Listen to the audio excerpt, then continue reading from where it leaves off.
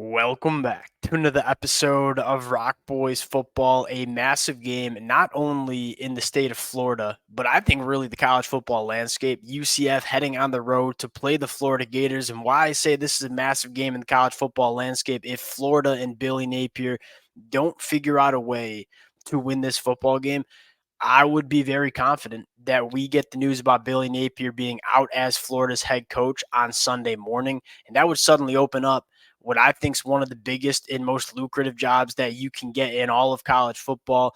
UCF looking to bounce back after a disappointing 17-point loss against Colorado at home. Fired up to get into this one. Before we do, and as always, just want to say thank you to you guys. These preview prediction episodes, they've been a blast for the boys. The amount of support y'all continue to show means the absolute world. If you guys do enjoy the content, consider subscribing to the channel. Much more importantly, let it fly in the comment section. This is a 1-point spread, basically a pick 'em game for Florida at home. Would love to hear from you guys in the comment section. And without further ado, let's get into this one. And I want to start with where both of these programs are at and kind of my general thoughts on both of these teams. You look at UCF and Florida, quite frankly, there are aspects of of both of these teams that I really like. But I think what's caused both of these teams so much struggle early in 2024 is there are also aspects that are massive holes in both of these teams. Now, getting into this matchup, let's take a look at this UCF offense versus this Florida defense. The UCF offense has been relatively good. Florida's defense has not been very good to start the season, giving up 34 points per game. That's 105th in the country. Starting with this UCF offense, it can put a lot of points up on the board. It can put points up on the board in a hurry. It can be explosive. The biggest flaw in this UCF offense is they are rather one-dimensional in if they get behind in games or even if they get behind on the chains in terms of each drive. When they don't have a run game that they can lean on, this UCF offense struggles. Now, I think the very appealing aspect to this UCF team is this one of the best rushing attacks that you see in the country. They run the football 65% of the time. That's seventh most in the country. They run the football for 5.5 yards per carry. Obviously, headlined by RJ Harvey at the running back spot, KJ Jefferson at the quarterback spot. What you saw against Colorado is kind of twofold. One, they got down early in this football game, had to go a little bit more of a pass-heavy offense in the second half to try to come back in that football game. That's clearly not where UCF wants to be. They were able to make it work against TCU, weren't really able to make it work against Colorado. And I think, secondly, when they get behind the sticks, that is when this UCF offense struggles. And Colorado was able to manufacture 5 sacks, 13 tackles for loss in that football game, putting UCF in a lot of uncomfortable positions where it was third and obvious passing situations. And UCF was they weren't really able to sustain a lot of drives when they got behind the chains. And so you look at the biggest key in this football game, it is if you're Florida, you got to figure out how to not only stop the run, but create some negative plays that can kill drives for this UCF team. Now, Florida hasn't been very good against the run to start the year. 4.8 yards per carry allowed. That's 93rd in the country. And they haven't really been great in terms of creating negative plays. You look at some of the guys that have stepped up, Tyreek Sapp, George Gums, but outside of that, like there's not a ton of negative plays that have been created from this Florida front seven. If you want to win this football game, that's probably your avenue to do so. Because when you get UCF in those obvious passing situations outside of Kobe Hudson, I don't think there's many pass catchers that UCF trusts. One, they don't want KJ Jefferson being a pocket passer, having to sit there in third and long, sit in a pocket, process, and push the ball down the field. That's just not where he's good as a quarterback. And I think, secondly, outside of Kobe Hudson, who has 349 yards, is averaging almost 25 yards per catch, they don't have another wide receiver that's over 120 yards on the season. Their next leading receiver is RJ Harvey at the running back spot. So if there is one key in this matchup between UCF's offense and Florida's defense, it's one, can UCF run the football, take a lead early, and just continue to stay comfortable on offense? And if you're Florida, you want to get a lead early in this football game, and you want to get UCF behind the chains and make them throw the football a little bit more than they are comfortable with doing. They threw the football over 50% of the time against Colorado. That's clearly not how UCF wants to operate on the offensive side of the football. Now, flipping sides here, this Florida offense, when the offensive line can hold up in pass protection, I think this passing attack can be pretty dang good. And you saw them be able to hold up against Mississippi State that doesn't have a great defensive line. And Graham Mertz, DJ Lagway were able to get to work down the field.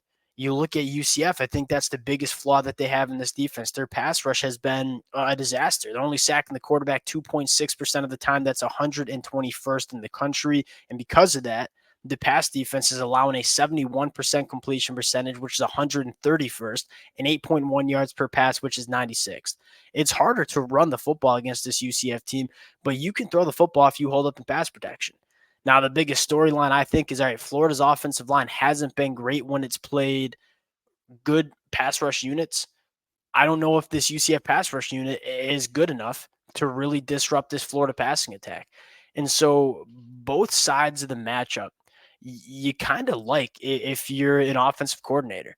If you're Billy Napier and this offensive staff, you probably feel pretty confident that Florida can hold their own in pass protection against UCF, which makes you feel good about throwing the football and moving the football against this UCF team. And then if you're UCF, you look at Florida and say they haven't been very good against the run. And when we're comfortable and comfortable down in distances, we can run the football relatively effectively. Quite frankly, I want to take the over in this football game because I think both offenses will be able to score a decent amount of points. Now, getting into some keys and some key players, let's start with this Florida defense. I think it starts with the linebackers. This is a UCF team that it's no secret what they want to do on the offensive side of the football, run the football, but they run the football in so many different ways. They give a lot of eye candy in the backfield, whether that's pre-snap motions, whether that's read options. If you are Shamar James, if you are Pup Howard, if you are Coach Roberts, you want to make sure your linebackers are really reading their keys the right way, because what UCF is going to try to do is try to have you take false steps, and we're going to try to be explosive in the rushing attack. Massive football game for these linebackers, and you want to probably go to a little bit more of an athletic defensive line. Like, I don't know how much I want Desmond Watson playing this football game because, again, UCF wants to run the football in a lot of different ways and force these defensive linemen to be athletes along the line of scrimmage. That's obviously not how Desmond Watson wants to operate on defense. Now, flipping the sides here, you need somebody, if you're UCF, to step up in the pass rush.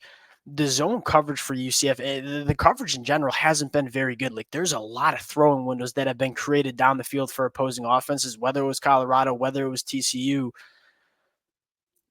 You got to figure out a way to heat up DJ Lagway and Graham Mertz, whoever's taking snaps at quarterback. Because, again, when Florida has struggled, it's been struggling with teams like Texas A&M and Miami when they just haven't really been able to block those units up.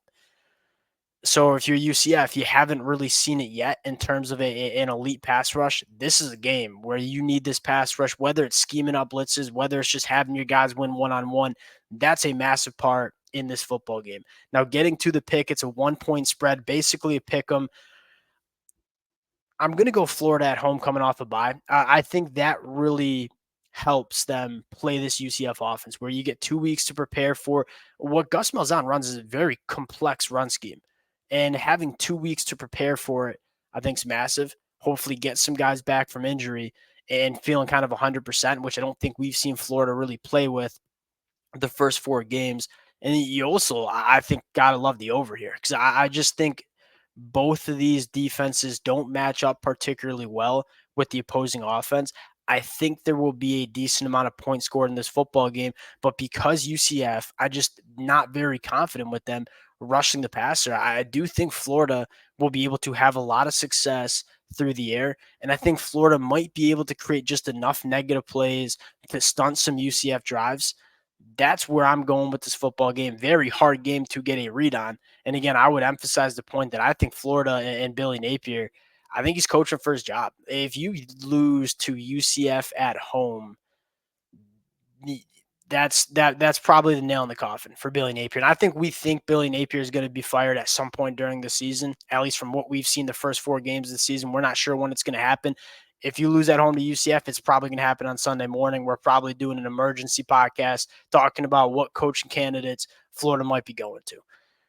We'll cut it there. Appreciate you guys rocking with the fellas. Again, if y'all do enjoy the content, consider subscribing to the channel, and we'll talk to y'all later.